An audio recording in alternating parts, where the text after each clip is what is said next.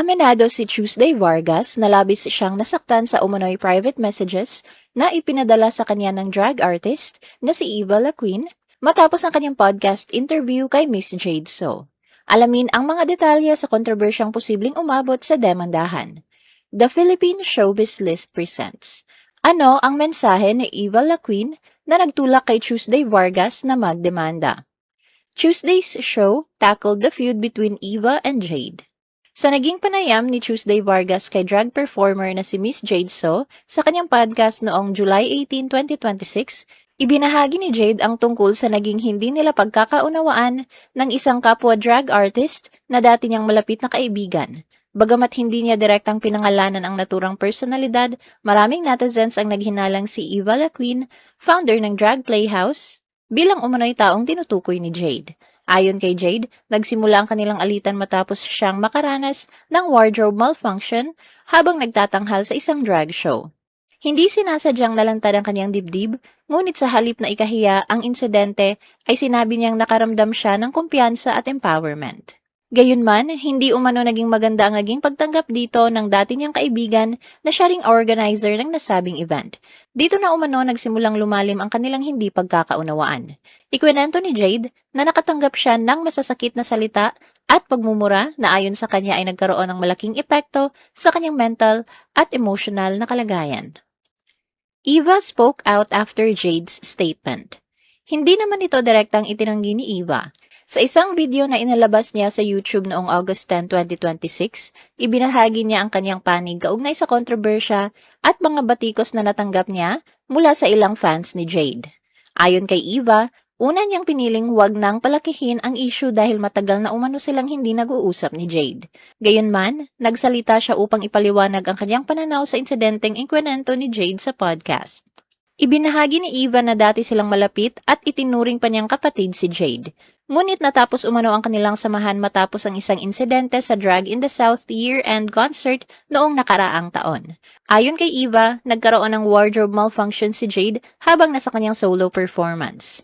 Kinilala niyang hindi sinasadya ang unang insidente, ngunit iginiit niyang sinadya umano ni Jade na higit pang ilantad ang kanyang dibdib sa harap ng audience, kabilang ang mga minor de edad, sponsors at clients. Sinabi ni Eva na bagamat naniniwala siya sa freedom of expression, may responsibilidad din umano ang mga artista na isaalang-alang ang lugar at audience. Ayon sa kanya, napagkasunduan umano matapos ang event na wag munang ilabas sa publiko ang nangyari. Gayunman, ikinagulat umano niya nang i-upload ni Jade sa YouTube ang video ng kanyang performance makalipas ang ilang araw. Aniya, nagdulot ito ng problema sa kanyang kumpanya at sa kanilang relasyon sa kliyente hanggang sa hindi na ma-renew ang kanilang serbisyo at tuluyang natigil ang Drag in the South. Labis umano itong ikinasama ng loob ni Eva dahil sa maraming performers at production staff ang umaasa sa naturang proyekto para sa trabaho. Dahil dito, inamin niyang nagpadala siya ng isang galit at pribadong mensahe kay Jade bago niya ito tuluyang i-block. Nagpasya rin umano siyang alisin si Jade sa mga susunod na shows ng Drag Playhouse, na ani ay isang desisyong pangnegosyo at hindi paraan upang gipitin ito. Nagulat naman umano si Eva nang muling maungkat ang kanilang alitan ni Jade sa podcast ni Tuesday kamakailan. Ayon kay Eva, tumutugma naman sa nangyari ang ilang bahagi ng kwento ni Jade, ngunit hindi umano na ipakita ang naging epekto ng insidente sa kanyang negosyo at sa mga taong naapektuhan nito. Nagpasalamat naman si Eva sa mabilis na pagtugon ng management ni Jade at ng team ni Tuesday matapos alisin ang bahaging tumalakay sa kanilang naging hindi pagkakaunawaan. Tuesday sought legal advice over private messages from Eva. Sa kanyang Facebook post noong August 13, 2026, ibinahagi ni Tuesday na nakatanggap umano siya ng masasakit at agresibong pribadong mensahe mula kay Eva matapos mapanood nito ang episode ng Balagbagan kung saan naging guest si Jade. Ayon kay Tuesday, napanood niya ang video ni Eva kung saan kalmado nitong ipinaliwanag ang kanyang panig. Gayunman sinabi niyang ibang-iba umano ang naging tono ng mga mensaheng ipinadala sa kanyang private inbox. Ipinagtanggol din ni Tuesday ang layunin ng kanyang podcast na ani ay nagbibigay ng pagkakataon sa mga panauhin upang maibahagi ang kanilang mga kwento at pananaw. Iginiit niyang wala siyang dating kaalaman sa alitan ni Eva at Jade bago ang interview. Dagdag pa niya, naging maingat ang kanyang production team sa paghawak sa sensitibong bahagi ng episode. Nag-blip umano sila ng ilang detalye nag-re-edit ng content, at inalis ang unang bersyon upang maprotektahan ang mga taong maaaring maapektuhan. Dahil umano sa bigat ng mga mensaheng natanggap niya, ipinasa na ni Tuesday ang screenshots ng private messages mula kay Eva sa kanyang legal team para sa pagsusuri. Hindi naman niya isiniwalat ang mismong nilalaman ng mga mensahe.